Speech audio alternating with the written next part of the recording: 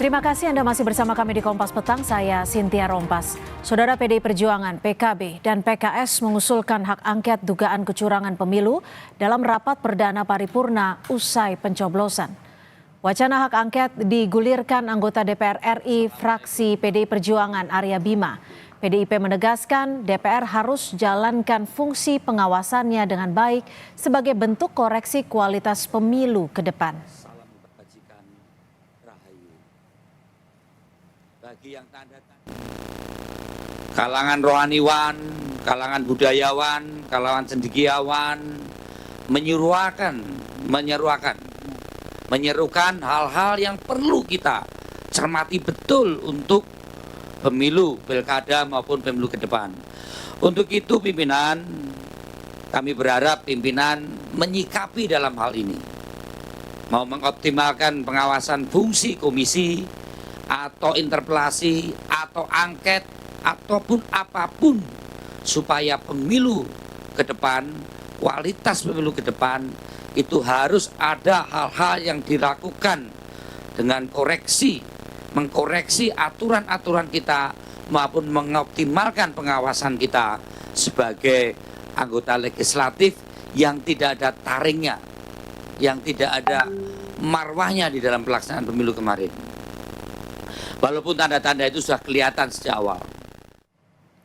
Sementara Litbang Kompas melakukan jajak pendapat kepada 512 responden di 38 provinsi dari tanggal 26 hingga 28 Februari 2024 soal hak angket pemilu. Hasilnya sebanyak 62,2% responden setuju DPR gunakan hak angket untuk menyelidiki dugaan kecurangan pemilu 2024. Sedangkan 33% tidak setuju. Sementara 49,5% responden yakin rencana hak angket mendapat dukungan mayoritas dari partai politik di DPR. Sedangkan 40,6% tidak yakin. Dalam rapat paripurna perdana usai pencoblosan pemilu 2024, sejumlah partai politik mulai menyuarakan dukungan dan penolakan terhadap wacana hak angket dugaan kecurangan pemilu. Lantas seberapa kuat dorongan parpol untuk mengajukan hak angket kepada Presiden Jokowi terkait dugaan kecurangan pemilu? Di tengah adanya isu soal skenario mengajak semua parpol masuk dalam koalisi besar di pemerintahan Prabowo Gibran. Kita bahas bersama anggota DPR RI fraksi PKS Syahrul Aidi Ma'azat, pengamat politik Universitas Al-Azhar Ujang Komarudin, dan juga kita masih menunggu politisi dari partai politik pengusung Prabowo Gibran yang masih kita usahakan sampai sore hari ini. Kita akan ke Mas Syahrul Aidi terlebih dahulu. Mas Syahrul, ini alasan PKS menilai sangat perlu untuk mengajukan hak angket dugaan kecurangan pemilu ini seberapa solid? Ya, solidnya sudah nampak tadi dalam paripurna, sudah ada 3 partai yang menyuarakan itu ya. Dan pembicaraan di tingkat pimpinan partai sudah selesai, dan sekarang pembicaraan di tingkat pimpinan fraksi untuk mengkonsolidasi agar hak angket ini bisa bergulir sesuai dengan rencananya. Secara umum dari partai-partai yang ada, PKS, PDI, PKB, Nasdem, dan P3 sepakat untuk menggulirkan hak angket sebagai hak konstitusional bagi anggota DPR ketika melihat ada pelanggaran, dugaan pelanggaran, dugaan pelaksanaan pemilu. Ya. Kalau untuk pembahasan di tingkat pimpinan fraksi, kapan rencananya? Sudah mulai. Sudah mulai? Makanya, ya, sudah. Tadi saya dapat informasi juga, Nasdem sudah form untuk mendukung hak angket tersebut. Jadi boleh kami konfirmasi lagi ya, PKB, PKS, PDIP, Nasdem terakhir. Jadi artinya sudah ada 4 fraksi. Dan P3 juga. P3 sudah, artinya sudah ada 5 fraksi ya? Informasi yang saya dapatkan, insya Allah. Oke, Kang Ujang, ya? Harusnya juga partai pendukung Prabowo, ya, karena ini hak angketnya hak konstitusional, ya. sebagai lembaga yang bertugas mengawasi pemerintah, mereka sudah siap juga memberikan dukungan untuk hak angket ini kan. Kan tidak ada salahnya. Kalau mereka merasa benar, ya apa salahnya kan? Oke. Kang Ujang, kalau dari perspektif Anda, sebenarnya seberapa krusial dan seberapa penting sih hak angket ini digulirkan? Saat ini yang terkonfirmasi 3, tapi tadi sudah diinformasikan bahwa ada 2 partai lainnya, P3 dan Nasdem juga sudah firm untuk mengajukan hak angket. Ya, yang pertama soal daya tahan dulu ya, daya tahan partai-partai politik yang akan mengusung hak angket. Artinya kalau PDIP punya daya tahan, lalu PKS punya daya tahan, tapi PKB ini saya ragu. Kalau memang sekarang mendorong, tapi di tengah jalan kita tidak tahu apakah gembos atau tidak. Nah, Nasdem tadi belum menyatakan, tapi kelihatannya di pertengahan jalan akan memproses hak angket. Tapi ini juga saya ragu karena Pak Surya Paloh sudah bertemu dengan Pak Jokowi begitu. Karena PKB dengan Nasdem ini masih bagian daripada pemerintahan Jokowi Ma'ruf Amin. Sedangkan PDIP walaupun masih dalam pemerintahan, ya PDIP sikapnya sangat jelas berbeda secara diametral dengan Pak Jokowi ya. Nah, yang kedua soal urgensi hak angket, itu memang ya hak konstitusional, hak anggota DPR.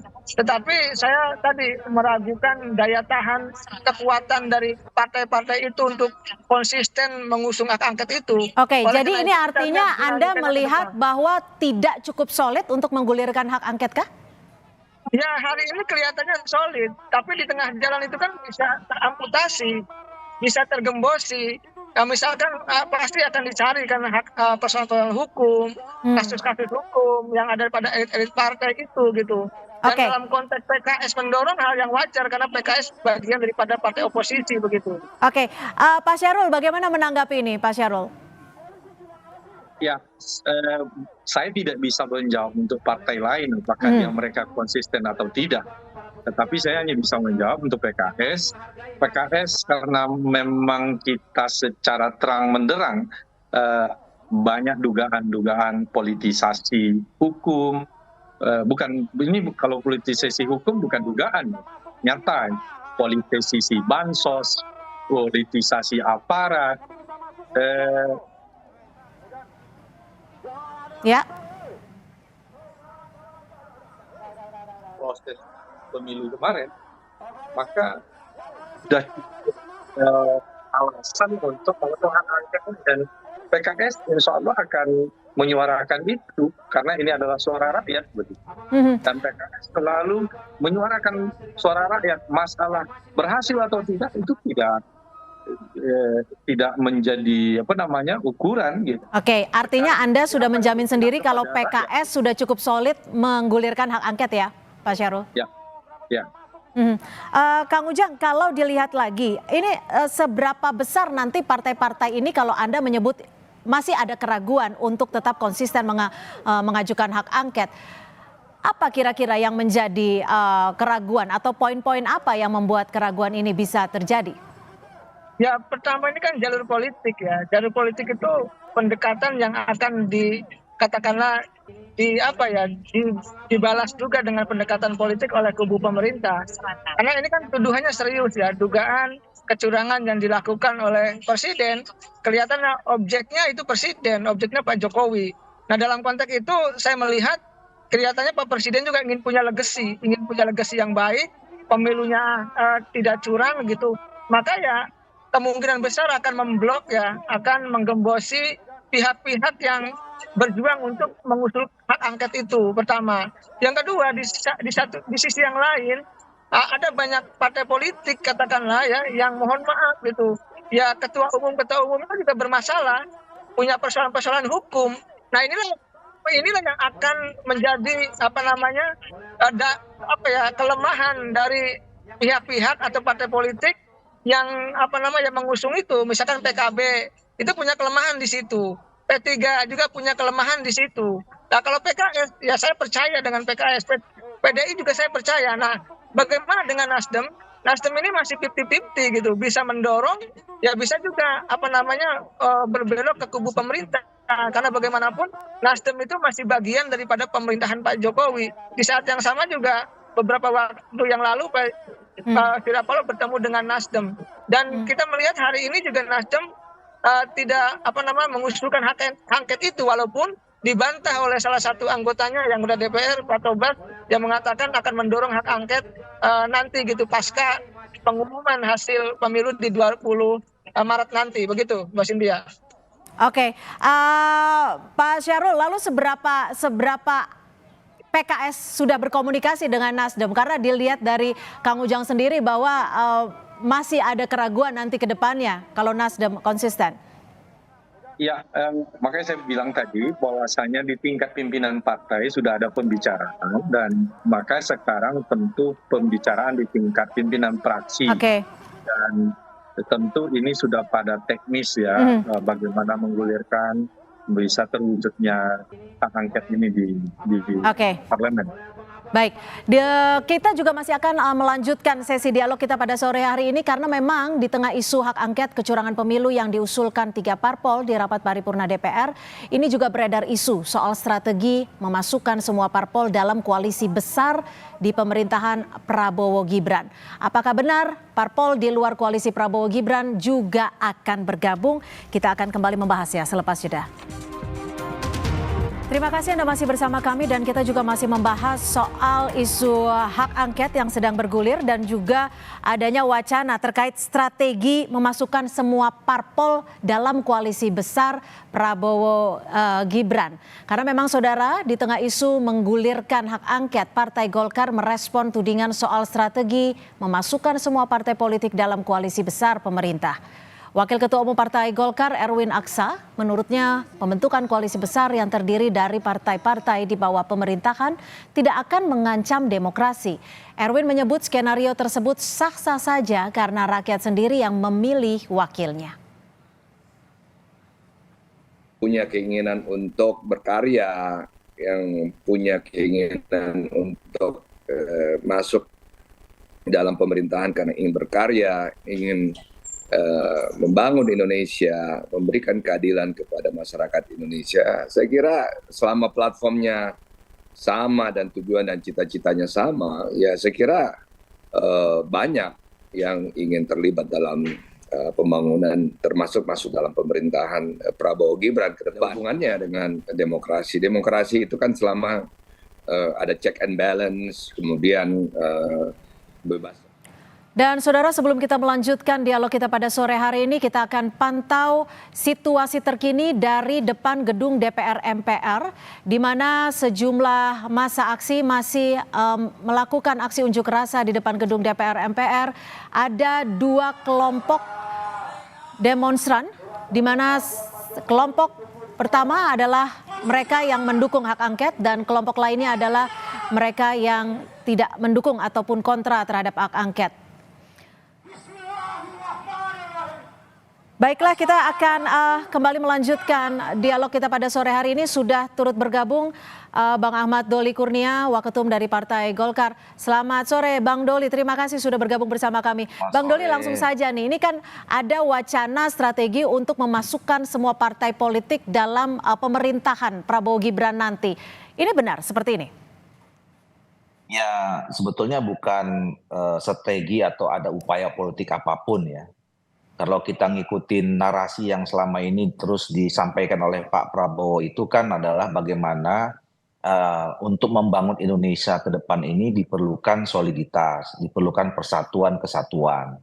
Makanya pada saat kemarin juga sudah diketahui hasil quick count, Pak Prabowo kan mengatakan kami membuka diri, nanti kami akan mengajak ya kawan-kawan dari 01 dan 03. Jadi sebenarnya itu dulu yang harus dipahami sebagai itikat baik, narasi yang memang selama ini dikampanyekan oleh Pak Prabowo. Jadi lebih baik kita bersatu bersama-sama, kita lupakan kemarin soal kompetisi siapa yang menang, siapa yang kalah. Untuk membangun Indonesia ke depan ini perlu bersama-sama semua elemen, semua komponen. Sekalipun itu kemarin bertarung di Pileg dan Pilpres, kira-kira begitu. Oke Bang Doli, tapi wacana untuk mengajak bergabung di koalisi pemerintahan ini ada tidak sih? Karena memang hak angket ini sedang ramai digulirkan. Saya kira ya kalau orang mau menafsirkan itu silakan saja. Tapi kalau bicaranya atau pertanyaannya, apakah kemudian akan dimungkinkan ada partai-partai lain untuk bergabung dalam koalisi besar pemerintahan nanti yang insya Allah kalau Pak Jokowi, Pak Prabowo dan Mas Gibran terpilih, memang itu yang memang selama ini disampaikan oleh Pak Prabowo gitu. Nah soal angket ini kan soal hal yang lain ya. Kalau kami kan selama ini bersikap ya bahwa hak angket itu adalah hak konstitusionalnya anggota DPR. Ya. Silakan saja. Boleh ada yang menggunakan, boleh juga ada yang tidak menggunakan hak itu. Nah kami di Koalisi Indonesia Maju berpandangan kalau hanya untuk ya bahwa kalau upaya yang dilakukan untuk menyelesaikan semua persoalan di pemilu, hak angket itu bukan jawabannya gitu loh. Oke. Nah, kalau misalnya pertanyaannya lagi, ini kan kita ingin mengetahui, mengkoreksi di mana hal-hal yang masih kurang untuk penyempurnaan yang akan datang. Nah, barusan tuh 2 hari yang lalu Mahkamah Konstitusi udah memutuskan memerintahkan kepada pembuat undang-undang yang melalui perubahan ambang batas untuk melakukan perubahan undang-undang pemilu. Nah, itu kalau kita mau koreksi ke depan, udah ada jalurnya, udah ada momentumnya, udah ada perintahnya juga dari Mahkamah Oke, Konstitusi. saya ke Pak Syarul. Pak Syarul, kalau diajak untuk bergabung dalam koalisi besar gimana PKS? Kalau selama ini rekam jejaknya PKS berada di oposisi ya, koalisinya bersama rakyat gitu. Jadi meskipun Ya. nanti ada godaan untuk bergabung, konsisten untuk tidak bergabung dengan koalisi besar? Saya katakan rekam jejak yang sudah dilakukan oleh PKS ya konsisten dia dengan perjuangan ideologi yang dia bawa. Ya bahwasanya di dalam demokrasi ada yang oposisi, ada yang berkoalisi itu keniscayaan barangkali. Ini bagian dari check and balance. Sehingga ya walaupun kemarin kan sampai akhir hanya PKS satu-satunya yang oposisi. Tawaran menteri itu sudah periode pertama Pak Jokowi sudah ada begitu. Dan masih konsisten sampai sekarang. Bang Doli, tapi kalau Anda menyebut soliditas itu penting. Tapi kalau bicara soal oposisi itu juga banyak pihak yang menilai perlu sebagai alat ataupun sebagai bentuk untuk memantau kinerja pemerintah. Bagaimana Anda menyikapi hal ini? Ya, pertama di dalam sistem presidensial yang kita pilih dalam sistem pemerintahan kita itu sebetulnya tidak dikenal ada istilah oposisi. Tetapi kita juga selama ini menjalankannya dengan cukup baik ya. Ada partai-partai yang tergabung dalam koalisi pemerintahan, ada partai-partai yang juga tidak masuk dalam koalisi pemerintahan dan itu suaranya saran masukan pandangan yang berbeda itu kritikan itu ada di DPR gitu. Nah jadi saya kira kita juga menghormati kalau misalnya ada kawan-kawan partai politik yang memang tetap memilih berada di luar pemerintahan. Buat kita itu sangat membantu karena perjalanan sebuah pemerintahan itu akan lebih baik kalau memang ada yang terus mengkritik, terus yang mengkoreksi, terus yang mengingatkan kita akan tanggung jawab kita terhadap kepentingan rakyat, bangsa segala macam. Saya kira itu harus kita juga apresiasi kalau ada pilihan seperti itu. Tapi Bang Doli sampai saat ini sudah ada partai politik mana saja yang diajak komunikasi di luar partai pendukung Prabowo Gibran untuk diajak masuk dalam koalisi besar? Ya saya kira itu kan lebih kepada ranahnya Pak Prabowo, Mas Gibran gitu ya, ketua-ketua partai politik yang tergabung dalam koalisi Indonesia Maju. Yang saya tahu sampai saat ini kan kita ini masih menunggu hasil rekapitulasi resmi KPU ya. Tetapi terakhir yang disampaikan seperti yang saya sampaikan tadi, yang disampaikan oleh Pak Prabowo adalah Pak Prabowo dengan senang hati terbuka kalau misalnya ada. Tapi sudah mulai ya pendekatannya ya Bang Doli? Sudah ada ke beberapa parpol? Secara formal belum ada ya setahu saya ya. Karena tadi semua kan kita lagi konsentrasi nih. Konsentrasi untuk menunggu hasil rekapitulasi resmi KPU. Oke, jadi baru secara informal. itu tadi saya nggak tahu. Karena memang saya bukan dalam kapasitas itu. Kalaupun itu dilakukan, itu kewenangan atau ranahnya ada di Pak Prabowo dan Mas Gibran dengan di ketua umum partai politik yang tergabung dalam Koalisi Indonesia Oke. Maju. Dan Baik. saya sampai sekarang kalau ada pendekatan formal, setahu saya belum ada. Oke, baik. Saya ke Kang Ujang. Kang Ujang, sebenarnya tawaran apa yang paling memungkinkan ketika partai politik di luar pendukung Prabowo Gibran ini untuk masuk dalam koalisi besar, menurut Anda? Nah, sangat sederhana ya, power sharing. Di politik itu dikenal power sharing, artinya berbagi kekuasaan. Nah, biasanya kekuasaan yang paling seksi ya bagi kader partai politik atau bagi partai politik adalah jabatan menteri. Cuman memang soal nilainya, artinya nilai itu soal kuantitas, soal jumlah. Katakanlah kalau misalkan Nasdem dikasih 2 atau 3, ya bisa saja bergabung ke koalisi pemerintah begitu. Oke, jadi Kita tidak power tahu. sharing yang paling memungkinkan ya dalam hal ini menteri ya? Seperti itu.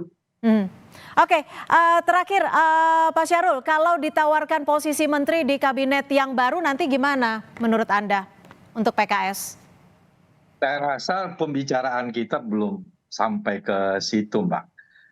Pembicaraan kita kan ingin menyoroti proses pelaksanaan pemilu.